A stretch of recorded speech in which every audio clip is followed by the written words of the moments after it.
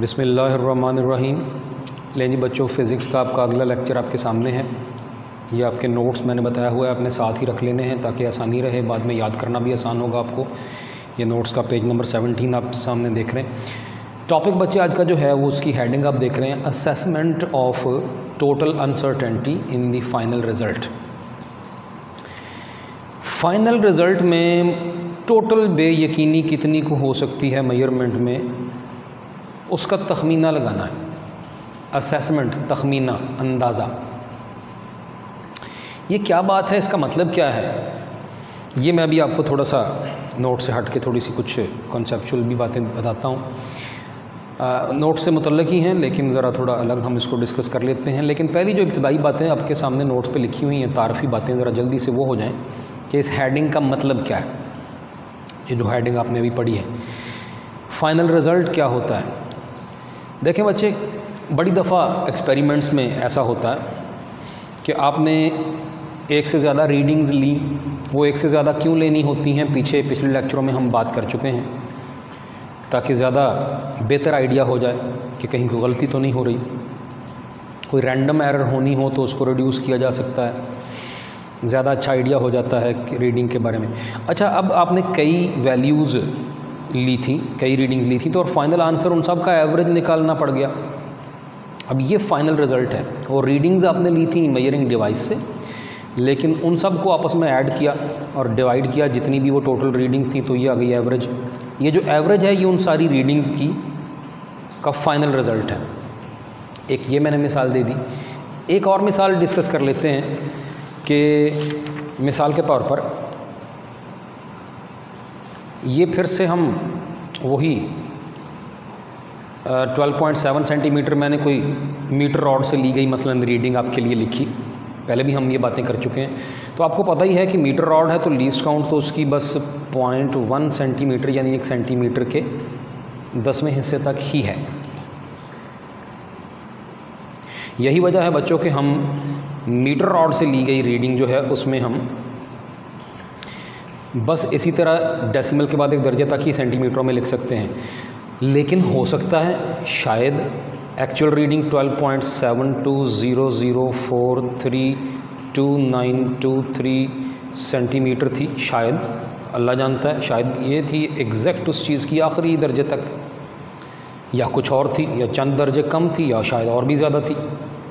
यही तो वो बात है जो पिछले लेक्चरों में हम कर चुके हैं कि इसका मतलब है कि जो भी आप किसी आले से रीडिंग लेंगे उसमें अनसर्टेनिटी तो ज़रूर होगी, डिपेंडिंग अपॉन द लिमिटेशन और inadequacy of the measuring instrument. जैसे कि मीटर रॉड की इनएडिक्वेसी है, लिमिटेशन है कि वो इस दर्जे के बाद इससे और छोटी रीडिंग नहीं दे सकता। तो हमें अब अनसर्टेनिटी ही रहेगी कि पता नहीं अगले दर्जे कितने हैं एग्जैक्ट वैल्यू में, बस हम तो यहाँ तक ही लिखेंगे मीटर रॉड से ली गई रीडिंग में। तो यही तो है अनसर्टेनिटी, ये हम पीछे बातें कर चुके हैं। और ये भी अब डिटेल से बात हो चुकी है कि अनसर्टेनिटी लीस्ट काउंट के बराबर होती है टोटल अनसर्टेनिटी, ये बातें सारी हो चुकी हैं। अच्छा, अब एक रीडिंग आपने ले ली, उसमें उस रीडिंग में डायरेक्ट कुछ अनसर्टेनिटी थी, जैसे कि ये मैंने वैल्यू लिखी है। लेकिन बच्चों, एक कोई इस तरह का इलाका था, कोई रेक्टेंगुलर शेप का इलाका था, उसकी ये थी L फॉर लेंथ और ये थी W विड्थ। इसका ये सारा एरिया हम अगर मालूम करना चाहें तो बच्चों आपको पता ही है ऑलरेडी, एरिया होता है लेंथ मल्टीप्लाइड बाई विड्थ। अब यहाँ क्या कुछ आपने देखी है रीडिंग्स कौन कौन सी हैं। ये बच्चों दो जो हैं ये रीडिंग्स हैं, आपने इधर से इधर तक लेंथ माप लेनी है और आपने ये सारी जो है विड्थ भी अलग से माप लेनी है। ये आपकी एक रीडिंग आ गई लेंथ, एक रीडिंग आ गई विड्थ। फिर इन दोनों को मल्टीप्लाई करके ये जो चीज़ निकली है ये एरिया है। एरिया आपने डिवाइस से डायरेक्ट नहीं मापा, किसी डिवाइस से डायरेक्ट रीडिंग नहीं ली, रीडिंग लेंथ की मापी थी, रीडिंग डिवाइस से मापी थी आपने मेजरिंग इंस्ट्रूमेंट से विड्थ की, और इन दोनों को फिर कुछ आपस में मल्टीप्लाई करके ये निकाला है, ये आपने कैलकुलेट करके निकाली है। यही कहलाता है बच्चों फाइनल रिज़ल्ट। अब लेंथ में भी कुछ अपनी अनसर्टेनिटी थी, ये वजह मैं पीछे बता चुका हूँ। ऐसे ही बच्चों विड्थ जो है उसमें भी कुछ अपनी अनसर्टेनिटी थी।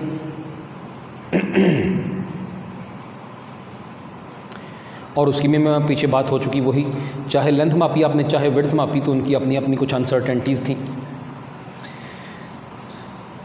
तो फिर उनका जो फाइनल रिजल्ट है वो ये है, एरिया इसमें कितनी होगी, इन दोनों में तो मालूम थी, equal to the least count of the measuring instrument, तो फिर फाइनल रिजल्ट एरिया इसमें कितनी होगी, ये है जो बच्चों हमने अब पढ़ना है टॉपिक, कि कभी फाइनल रिजल्ट कुछ रीडिंग का जो होता है उसमें अनसर्टेनिटी निकालनी हो या तखमीना लगाना हो तो कैसे लगाएंगे, यही कुछ है जो हम डिस्कस करने जा रहे हैं। मैंने 2 मिसालें आपके लिए बता दी। एक मैंने बताया कि कई रीडिंग्स ली आपने और उनकी एवरेज निकालनी थी, that average value is the final result of many measurements या मैनी रीडिंग्स।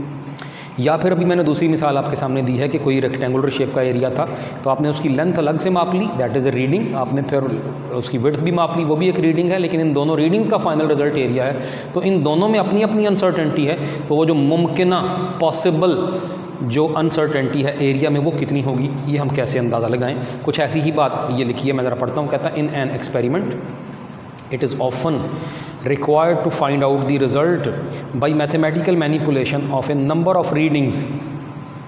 कई दफ़ा किसी एक्सपेरिमेंट में फ़ाइनल रिज़ल्ट हमने निकालना होता है, रिज़ल्ट निकालना होता है मैथमेटिकल मैनिपुलेशन से। मैनिपुलेशन यानी सॉल्व करना, जमा तफरीक वगैरह, मल्टीप्लाई डिवाइड करना। तो मैथमेटिकल मैनिपुलेशन यानी मैथमेटिकली सॉल्व करके कई रीडिंग्स को मैथमेटिकली सॉल्व करके फाइनल रिजल्ट निकालना पड़ता है। मैंने अभी 2 मिसालें भी बताई आपको। Now every reading of an experiment involves a certain degree of uncertainty. अब हर रीडिंग में अपनी अपनी अनसर्टेनिटी थी, जैसे कि मैंने भी बताया कि लेंथ में अपनी अलग अनसर्टेनिटी थी, विड्थ मापी उसमें अपनी थी uncertainty. To find the total uncertainty in the final result we will have to find the likely uncertainties in all the factors involved. Factors कह दें या रीडिंग्स कह दें, हमें फाइनल रिजल्ट की टोटल अनसर्टेनिटी निकालनी है तो हमें क्या करना होगा, हमें वो जो तमाम रीडिंग्स ली थी उनकी अपनी अपनी अनसर्टेनिटी चाहिए होगी। उसके बाद फिर the following are the rules for the assessment of the maximum या total uncertainty in the final result.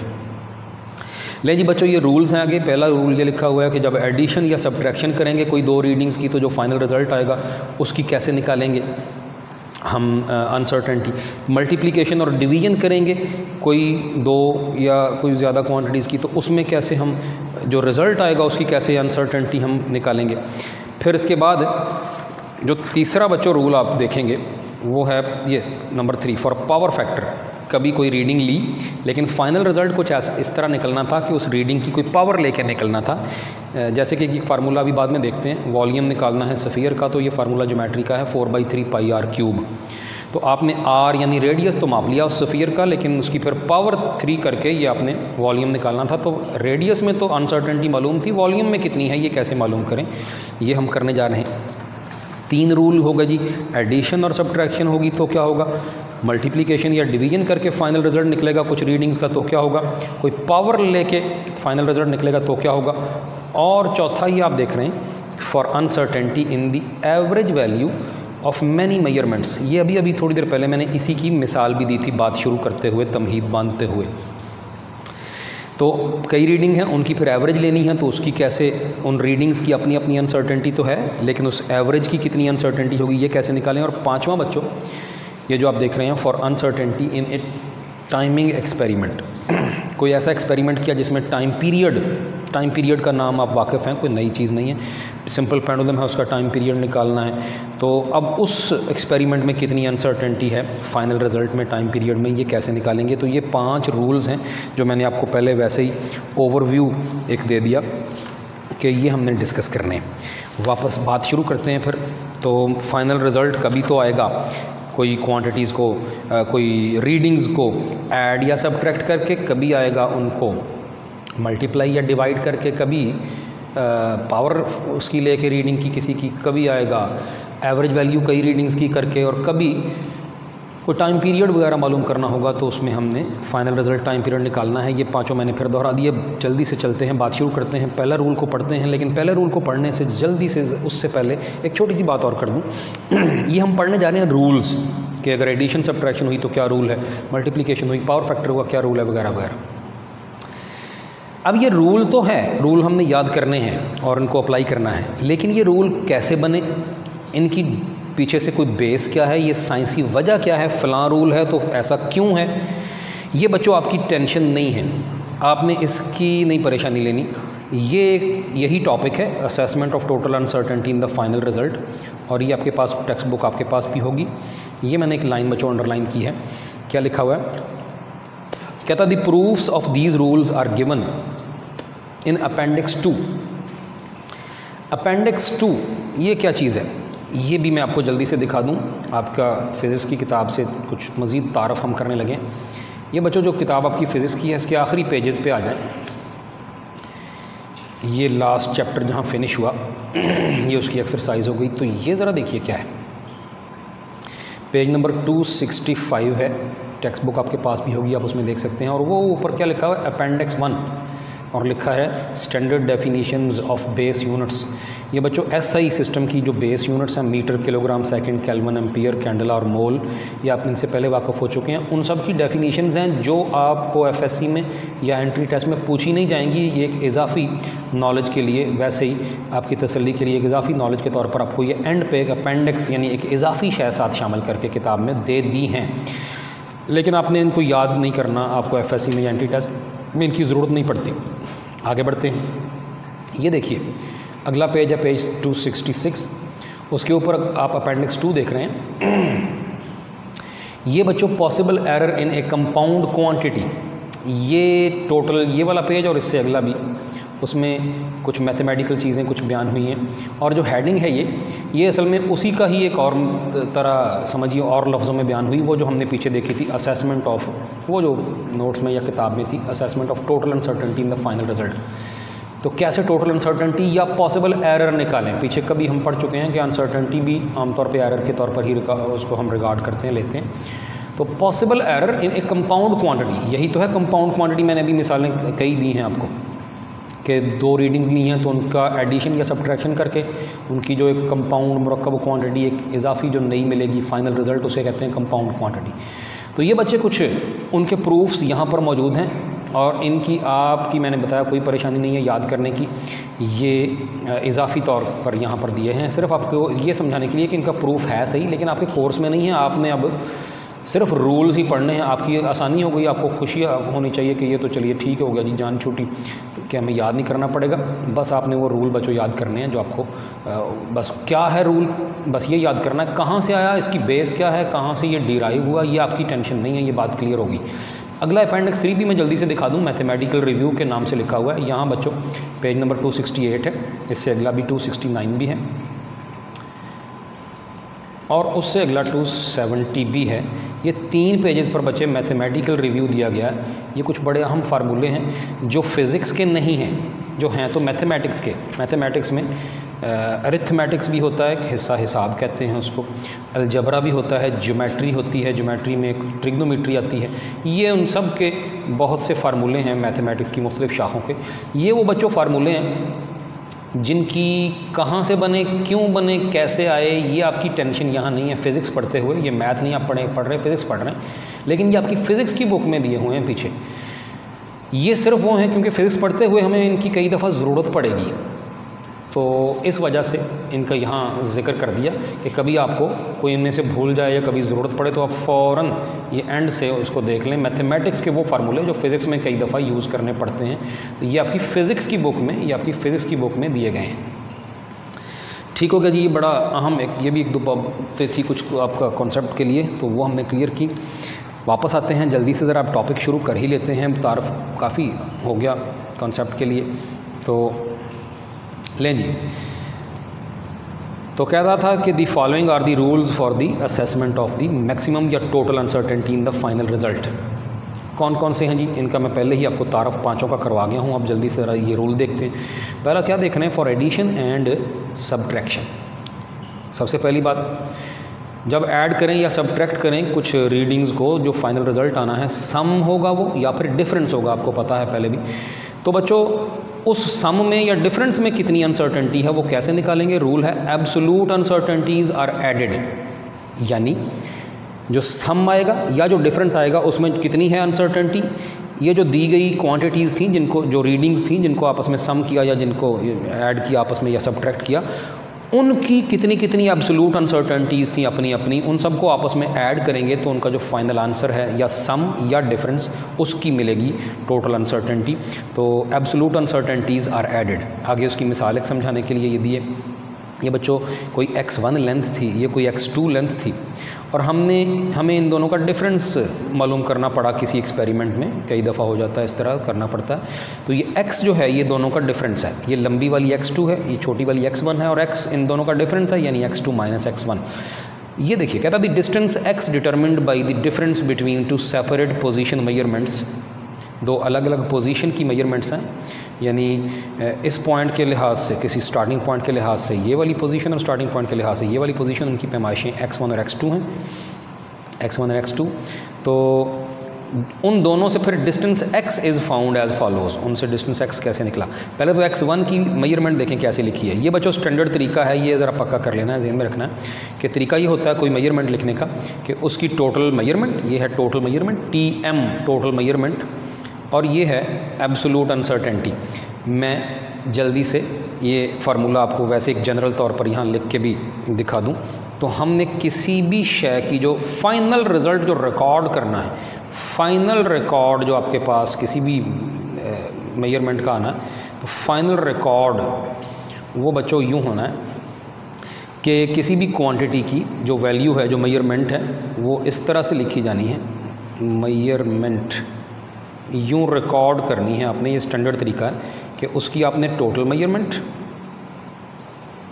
Plus minus absolute uncertainty, ये TM और AU अभी पिछले ही लेक्चर में ये बार बार रिपीट की हुई चीज़ें हैं, तो मैं बोल भी रहा हूँ टोटल मेजरमेंट जो एक्चुअली पैमाइश होगी, और ये उस मेजरमेंट की एब्सोलूट अनसर्टेनिटी, और बाहर फिर उसकी लिख देनी है यूनिट। ये अब एक उसूल पक्का रहे कि हर मेजरमेंट फाइनली इस तरीके से हमने रिकॉर्ड करनी है, ये ज़रा पक्का कर लीजिएगा, ये बात ज़हन में अब पल्ले बांध लीजिएगा जो आगे यूज़ होनी है। ठीक हो गया जी, वापस अपने टॉपिक की तरफ आते हैं। तो ये रहा जी x1 पैमाइश थी, पैमाइश इतनी थी, लेकिन वो बता दिया कि इसमें अनसर्टेनिटी प्लस माइनस इतनी है। ऐसे ही x2 है, उसकी पैमाइश टोटल मेजरमेंट ये है, और उस पैमाइश में एब्सोलूट अनसर्टेनिटी ये है। अब हमें x चाहिए जो दोनों का डिफरेंस है, तो x2 माइनस x1 हो गया। ये साइड पे नोट लिखा है कि हेयर क्या किया हमने, x2 माइनस x2 की वैल्यू 26.8 थी वैल्यू टोटल मेजरमेंट, और x1 की 10.5 थी, तो दोनों का डिफरेंस आ गया 16.3, ये लिख दिया वो। लेकिन आगे यहाँ लिखनी थी बच्चों एब्सोलूट अनसर्टेनिटी इस फाइनल रिजल्ट की, और अब रूल इस पर अप्लाई होना है। इस जगह इसके लिए हमने वो रूल लिखा है, फाइनल रिजल्ट की इस जगह जो एब्सोलूट अनसर्टेनिटी लिखनी है, रूल उसके लिए है कि एब्सोलूट अनसर्टेनिटीज़ आर एडेड। इन दोनों की एब्सोलूट अनसर्टेनिटीज़ थी प्लस माइनस 0.1 और प्लस माइनस 0.1, वो देखिए, बट दोनों को जब ऐड किया तो बना प्लस माइनस 0.2। ये है जी, हमने रूल भी बयान कर दिया, उसको अप्लाई होता हुआ भी दिखा दिया, ये आपके सामने है, इसको देख लें, गौर कर लें। किया तो डिफरेंस है, किया तो माइनस है, लेकिन चाहे एडिशन हो चाहे सब्ट्रैक्शन हो, ये रूल दोनों के लिए सेम है। आपने चाहे एडिशन करनी थी फाइनल रिजल्ट की टोटल मेजरमेंट निकालने के लिए, चाहे सब्ट्रैक्शन, लेकिन जो इधर आना है वो इस रूल के तहत आना है कि दोनों की एब्सोलूट अनसर्टेनिटीज़ आर एडेड, वो कर दी। आप सवाल करें जी ऐसा क्यों ऐसा होना है? मैं आपकी इस क्यों को पहले ही ब्लॉक कर दिया है मैंने। अगर आपको याद हो, अभी 3-4 मिनट पहले मैंने आपको टेक्स्ट बुक में वो फ़िक्रा पढ़ाया कि इनके प्रूफ्स हैं, इनकी बेसिस तो है ये कहाँ से आए, लेकिन आपके लिए वो यहाँ नहीं है, आपकी टेंशन नहीं है, आपको FSC में या एंटी टेस्ट में पूछी नहीं जाएगी। आपने जस्ट आपके लिए इतना ही है कि आपने रूल क्या है और वो अप्लाई कैसे होना है, बस आपकी ड्यूटी यही है। आपने ये नहीं पूछना कि ये रूल कैसे आया, कहाँ से बना, क्यों बना, ये आपका यहाँ नहीं है कोर्स में। आगे बढ़ते हैं। फॉर मल्टीप्लिकेशन एंड डिवीजन क्या रूल है जी? तो बच्चों मल्टीप्लिकेशन और डिवीजन के लिए रूल है कि percentage uncertainties are added. Percentage uncertain, ये फ़र्क देखिए, एडिशन और सब्ट्रैक्शन का क्या था कि एब्सोलूट अनसर्टेनिटीज़ आर एडेड, वो हमने पूरा अप्लाई करके दिखा दिया। और मल्टीप्लिकेशन या डिवीजन करके कभी आंसर आए, जैसा कि अभी ये मल्टीप्लिकेशन की मैंने मिसाल दी थी कि वो जो एरिया आपने निकालना था ये वाली, कि एक तो लेंथ माप ली, एक विड्थ माप ली, और फिर आपस में मल्टीप्लाई करके एरिया निकालना है। This area is the final result and we have to find the value of the area as well as the absolute uncertainty of area, and this rule is actually given here to be applied to find the final and uncertainty in the final result, total uncertainty in the final result। ले जी फिर, तो multiplication और division का rule है कि absolute नहीं, percentage uncertainties are added. अब absolute uncertainty से भी आप अच्छी तरह वाकिफ़ हैं, परसेंटेज अनसर्टेनिटी पिछला ही लेक्चर दोबारा देख सकते हैं अगर आपको नहीं किसी को याद, वरना ये आपको बड़ी अच्छी तरह पता है। लो जी, जल्दी से टाइम ज़ाया किए बगैर इसकी एक एग्जांपल देखते हैं। For example let for an electrical circuit, आइए किस कोई बर्की सर्किट था, बिजली का सर्किट था, उसमें वोल्टेज मापी, तो उसी तरह से जैसे ये ऊपर अभी ये रीडिंग्स लिखी थी, बिल्कुल उसी तरीके से वोल्टेज और उसकी टोटल मेजरमेंट और उसकी एब्सोल्यूट अनसर्टेनिटी, ऐसे ही करंट मापा, उसकी टोटल मेजरमेंट और उसकी एब्सोल्यूट अनसर्टेनिटी और दोनों की यूनिट बाहर लिख दी, वही जो तरीका भी बताया था। अब बच्चों वोल्टेज और करंट की तो वैल्यूज़ और उनकी एब्सोल्यूट अनसर्टेनिटीज सामने हैं। हमें अब क्या करना है, ये देखिए जी, हमें करना है इन दोनों की रेशो, वोल्टेज ओवर करंट, जो कि रेजिस्टेंस के बराबर होती है। ये बड़ा मशहूर फार्मूला, ओम्स लॉ, आपने फ़ौरन पहचान लिया होगा। ये V = IR होता है, तो I दूसरी तरफ ले जाएं, V के नीचे आ जाएगा, तो V/I बराबर R के होगा। हमें R पूछी है जी, रेजिस्टेंस पूछी है, तो कहता है let us find out maximum uncertainty in the value of resistance. इन दोनों की तो अनसर्टेनिटी पीछे अभी वैल्यू के साथ लिखी हुई थी, लेकिन जो इनका रिजल्ट है रेजिस्टेंस, उसकी हमने कैसे मालूम करनी है। अभी क्या रूल पड़ा था कि इन दोनों की, वोल्टेज और करंट दोनों की परसेंटेज अनसर्टेनिटीज़ हमें चाहिए होंगी, वो ऐड करनी है, तो रेजिस्टेंस की परसेंटेज अनसर्टेनिटी निकलेगी। देन देखें फिर क्या किया, पहले किया जी पिछले अनसर्टेनिटी इन वोल्टेज, फार्मूला आपका बड़ा जाना पहचाना है, और इसमें वही काम करना है जो पीछे हम कर चुके हैं। मैंने इसकी रीज़न आपको बड़ी डिटेल से कल बता दी थी पिछले लेक्चर में। वो बटा 100 हमने कहा था, होना तो चाहिए एक्चुअली तो फार्मूले का हिस्सा, लेकिन वो आपको बार बार कंफ्यूज ना कहीं करे। अब 3-4 साल से किताबों में नहीं आ रहा, पहले होता था तो ये नोट्स में लिखा हुआ है। इसको आप हर जगह ज़रा ख़त्म करते जाएंगे ऐसे ही, ये आप मेरे साथ साथ ही नोट्स रख के ये ख़त्म करते जाएंगे, और इसकी भी टेंशन नहीं है, वो पीछे बातें सारी मैंने कर दी हैं। लेकिन जी परसेंटेज अनसर्टेनिटी इन वोल्टेज क्या है, ये देखिए, absolute uncertainty divide by total measurement multiply by 100, और उसकी वैल्यू यहाँ 2% निकली है, तकरीबन 2% आई है। वो हमने 2 पॉइंट समथिंग या कुछ आनी थी, तो हमने उसको बस राउंड ऑफ करके एक डिजिट तक ही रखना है, क्योंकि ये अनसर्टेनिटी ही निकाली है। इसकी कोई फाइनल आखिरी दर्जे तक वैल्यू लिखने की ज़रूरत नहीं है, ये तो बेयकीनी है, ये तो एक अंदाज़ा ही है कि इतनी होगी कमी बेशी। सिमिलरली परसेंटेज अनसर्टेनिटी इन करंट भी उसी फार्मूले से, ऊपर है एब्सोल्यूट अनसर्टेनिटी, नीचे है उसकी टोटल मेजरमेंट और मल्टीप्लाई बाई 100।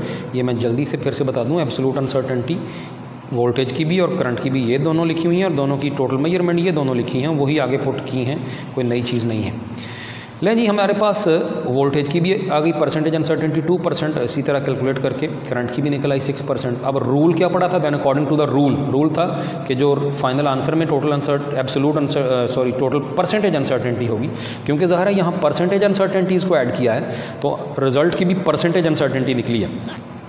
तो फिर total percentage uncertainty in R वो होगी percentage uncertainty in V plus percentage uncertainty in I।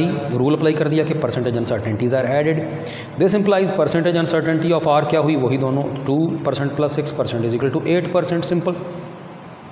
ये तो बच्चों हमने परसेंटेज अनसर्टेनिटी निकाल ली R की, हेंस चुनाचे R जो आया उसकी वैल्यू भी तो चाहिए। हमने ये देखें बाद में क्या लिखा है, हमें इस स्टैंडर्ड फॉर्म में फाइनली लिखना है, टोटल मेजरमेंट यानी वैल्यू और उसकी एब्सोल्यूट अनसर्टेनिटी और साथ उसकी यूनिट। तो हमें वैल्यू निकालनी है, तो वो तो जो फार्मूला है उनका वो लगा के V की भी वैल्यू, I की भी वैल्यू पुट की, और 6.19 पहले आया वोल्ट पर एम्पियर जो ओहम कहलाता है। लेकिन यहाँ नोट कीजिए, अभी बड़ी ताज़ा आपने पढ़े हैं सिग्निफिकेंट फिगर्स के रूल्स, उसमें भी एक आया था कि मल्टीप्लिकेशन और डिवीजन का क्या रूल है। ये अगर आपको याद हो तो चौथा टोटल रूल था, चौथा सेकंड लास्ट रूल था, लास्ट वाला था एडिशन या सब्ट्रैक्शन के लिए। मल्टीप्लिकेशन और डिवीजन का यहाँ रूल अप्लाई होना कि आंसर में उतने ही सिग्निफिकेंट फिगर रखने हैं जितने कि इन दोनों में से कम वाले में थे। अब देखते हैं किस में कम थे। ऊपर है 5 और 2 दो सिग्निफिकेंट फिगर, नीचे है 0, 8 और 4। क्या ये 3 सिग्निफिकेंट फिगर हैं जी? नो। आपको पता है, आपने रूल पढ़ा है कि जो लेफ्ट साइड पे जीरोज़ होते हैं वो सिग्निफिकेंट नहीं होते। तो बच्चों नीचे भी 2 ही हैं, ऊपर भी 2 हैं, नीचे भी 2 हैं। हमें इन दोनों में से जिसमें कम थे उतने चाहिए थे आंसर में। अब दोनों में ही एक जितने ही हैं, तो आंसर में उतने ही रखने हैं जितने इन दोनों में हैं, यानी 2। ये तो 3 आ रहे थे कैलकुलेटर से, लेकिन हमने 9 को ड्रॉप किया तो अगला 1, 2 बन गया। तो ये लिखना है, रिकॉर्ड यूँ करना है। वो हमारा सारा कुछ हमने पढ़ा हुआ है पिछले लेक्चरों में, आप देख सकते हैं। ये बातें पढ़ी हुई हैं, याद भी यकीनन कर ली होंगी आपने।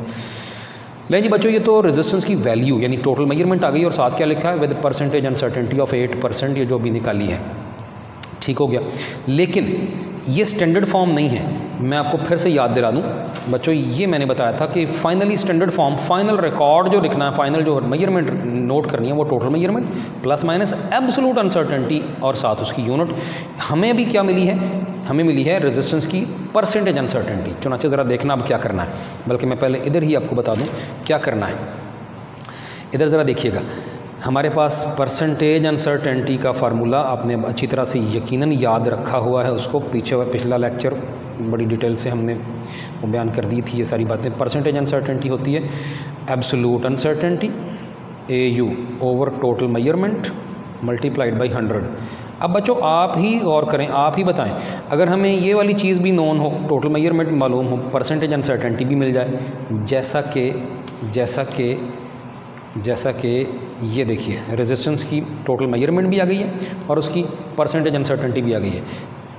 ये दोनों अगर मालूम है, ये चीज़ और ये चीज़, 100 तो पहले ही मालूम चीज़ है, वैल्यू है।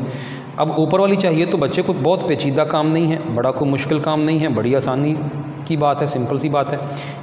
एब्सोल्यूट अनसर्टेनिटी कैसे आएगी? ये बटे की नीचे वाली टोटल मेजरमेंट ऊपर जाके, ये वाली ऊपर जाके मल्टीप्लाई हो गई, सिंपल। तो ये तो कोई बड़ी कतन कोई ऐसी समझाने वाली या कोई बड़ी लंबी चौड़ी बात नहीं है।